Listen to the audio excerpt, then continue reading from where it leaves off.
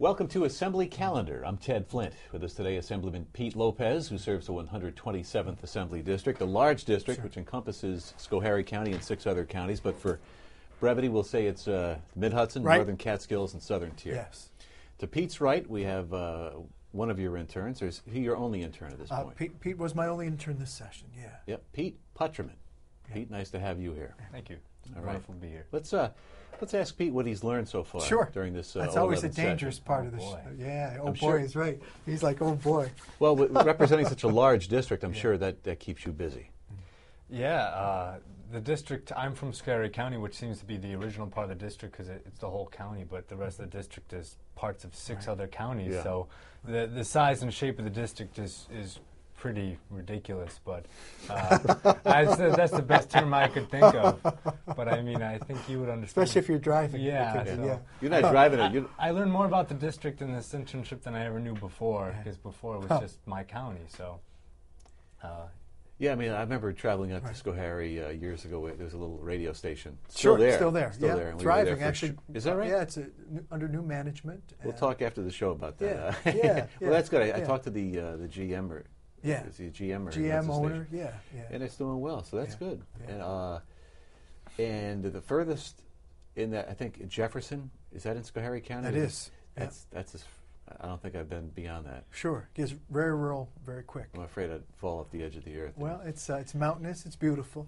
It's beautiful. So very sparse population, not very dense population-wise. I got that. Yeah. Went to a parade there. With the station I was at. Radio station. Anyway, I don't want to get off on that reminiscing, but what kinds of issues really affect such a rural district? I mean, what are you hearing from constituents? Well, I heard a lot about the hydraulic fracturing issues. I got to write a paper on that for the internship, so I got a chance to really immerse myself in research over that, and it's a very complex issue, and it affects much of the district. So it's a lot that have to do with energy policy and environment and health, and there's a lot of concerns on both sides of the subject. So. Yeah, we hear from both sides. Usually one side more than the other on fracturing here in Albany, but it is an interesting, and it's potentially very lucrative. A lot of jobs could be at stake. And thousands. In the mix of things, and Peter's been really in Grand Central Station, especially on session days. Peter's family is engaged in farming, so we've heard about agricultural issues. He's attended forums, education policy, health care, senior housing, budget issues, you name it. So he's really been in the middle of all of it. And in a small office, really the welcoming presence as many of these groups and individuals come into Albany. So he's... it was nice to talk with people from the district, and I got a chance to hear a lot of concerns, and it was really nice to hear their concerns and talk with them a little bit, especially when they brought up farming. I have a hard time not talking about that. So it was really interesting to hear what people were doing in the district, and some of the district is in Southern Tier New York, other is Western New York, and it was nice to hear the issues, talk to the Farm Bureau members, and so it was really nice to be there to see where the rubber hits the road more or less. Sure. Yeah. What are your long-term aspirations? I mean, do you see yourself in a political career in a few years?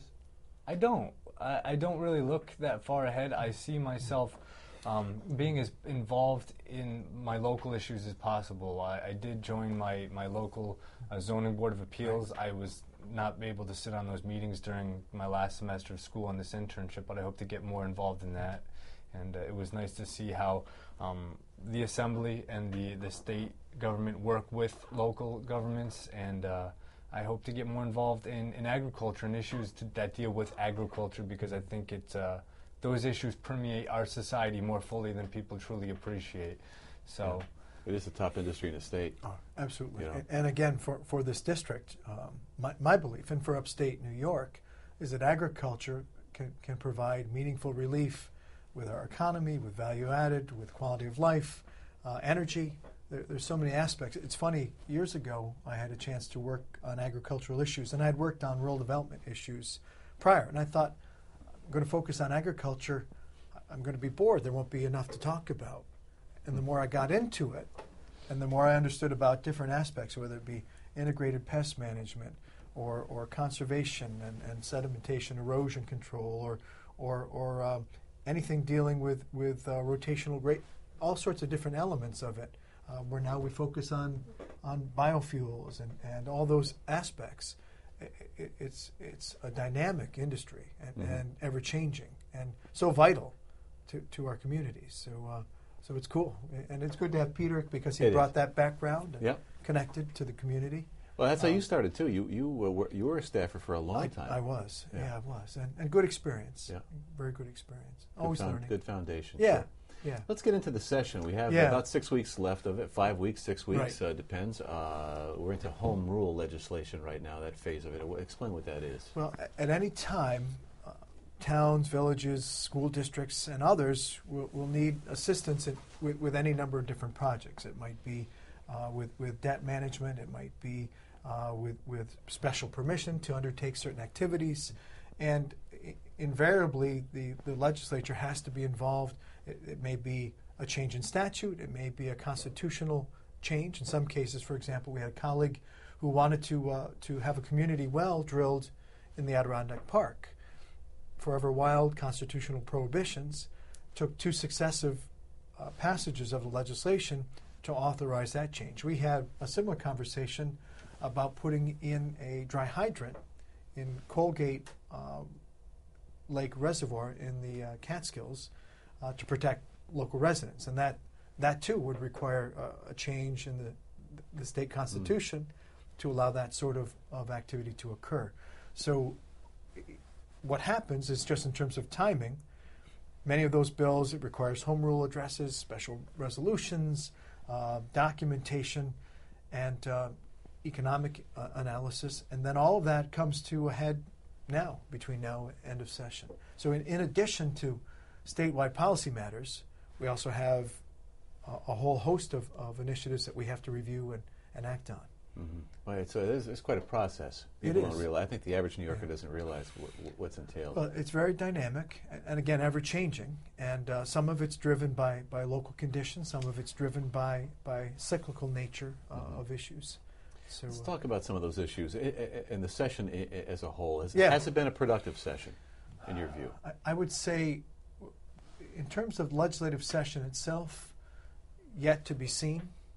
Still waiting. Budget, of course, that's where all the attention was. And I have to say, many of my colleagues, again, many who were reluctantly coming to the table, got through the budget process, said, mission accomplished. Well, actually, that was state stabilized, but mission still to unfold, and aspects of that still to be addressed. So institutional changes, structural changes, changes in tax policy, things that will help us go from the budget stabilization and allow us to create jobs, to grow our economy, to help people stay in their homes and run their farms and businesses. That piece really hasn't unfolded yet. So they say you can hold your breath in Albany a long time. I don't want to be holding breath. I want to be moving forward. Well, you know how things work here. Things tend to be backloaded to June. True. Real important legislation. That's true. That may be happening again this year. That's true. You mentioned the budget. There's some good news regarding the budget. I guess the controller came out with his figures, and I guess we came in under budget. With instead of $132.5 billion, it's I guess $131.7 or $131.8. Sure, and give or take a few million. So say $750 million under. So where does that money go? Well, again, that will be helpful as we head into the next year, where we had predicted somewhere around a $2.3 billion deficit. The previous deficit, $10 to $12 billion. So much of that's been arrested. So certainly to the extent that those changes have provided some cash flow, but also provided real savings, that helps us as we move into successive years. So that part we'll realize as we move forward. And really, it's really been the governor's agenda that's prevailed, and that's really where we'll be as we move into the rest of session. Okay. Leaders holding back, really waiting for the governor. Not me, but I think collectively they're waiting for the governor. I can sense your frustration on the floor of the Assembly. Yes. Let's, because we're running short on time, let's talk about prison closures. That's Sure. still out there, youth detention centers. Well, these are some of the, I don't want to say summer sleepers, but that's really my sense of how this will unfold. Things were put in motion in the budget and have not yet materialized. So part of it was really a blanket authorization to the governor to find economies within the prison system, the correction system. My hope would be we find administrative and other savings. Absent that, the governor has permission to close youth detention facilities, correctional facilities across the state. None of that's been announced. No one knows where these things will pop up. And so that has yet to unfold. And then there'll be a whole portion dealing with economic development that would surround the closure of a facility, because something like that, very significant. Sure. Jobs lost, economic multipliers lost in the community. So that still has to unfold. Okay. Yeah. And, before it slips my mind, because Yeah. things tend to these days, Right. we have a piece of tape where you stood up on this session recently and you addressed freshwater wetlands, a definition. And what does this legislation do in effect? And again, it gets back to something I've highlighted. Many of my colleagues, regardless of what's swirling around them, they're stuck. They're in a rut, and they refuse to learn. My belief, and Peter and I have had conversation. You're always learning. You're always trying to improve how you do things. You're That's always the trying to goal, be yeah. flexible. In this case, this is a reflection on tax, fine, regulate, the same mentality that dominates my house, in particular, the Assembly. This case, shrinking the scale of wetlands review from 12 acres currently to 1 acre. No knowledge of what properties are affected, no knowledge of who's impacted, no knowledge of the economic impact, simply because they feel, well, we need to do this, and this is on our agenda. And wetlands serve a purpose, clearly, for water recharge, for water purification. Sure. A lot of different ways to address it, though. And in their case, we're going to shrink it to 1 acre and hurt farmers and businesses and churches and communities who may or may not have plans for the use of that acreage, without even talking to them and without even knowing where the impacts are. So that was part of our discussion on this legislation. Let's look at your comments on Sure. the floor of the Assembly recently, then we'll come back and we'll Sounds wrap good. it up with Assemblyman Pete Lopez. We continue to drive by sound rather than by sight. We continue to put policies and proposals forward without understanding the full impacts on the regulated community. And again, it's a premise that I find very disturbing. The magnitude of a bill such as this is significant.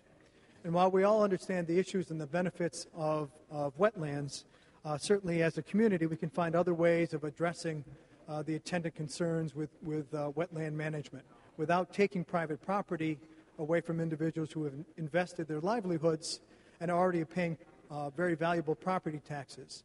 So with that said, I feel that this is effectively a taking, and I feel that it's a dangerous direction for this House to proceed in, and I'll encourage a no vote. Thank you, Mr. Speaker. It's one of the issues that there's obviously a cultural divide. You have downstate city lawmakers deciding what's best for rural New York. It's true. And again, those boundaries, those gaps, those divides are surmountable. They can be breached, but there has to be a willingness, eyes open. That's it. Well, that's going to be the last word. Peter Lopez, Yes, Peter Putterman, Right. your intern. Yeah. Pete and Pete, thank you very Thank much you. for joining us. If you want to get in Pleasure. touch with you, we covered quite a lot of ground in 14 minutes. If you want to get in touch with the Assemblyman, you can do that. 3 district offices. Well, more than 3, right? Or those are the numbers? 3 district You have 3. and They're then the the one numbers. in Albany. Right. 943-1371 in Catskill.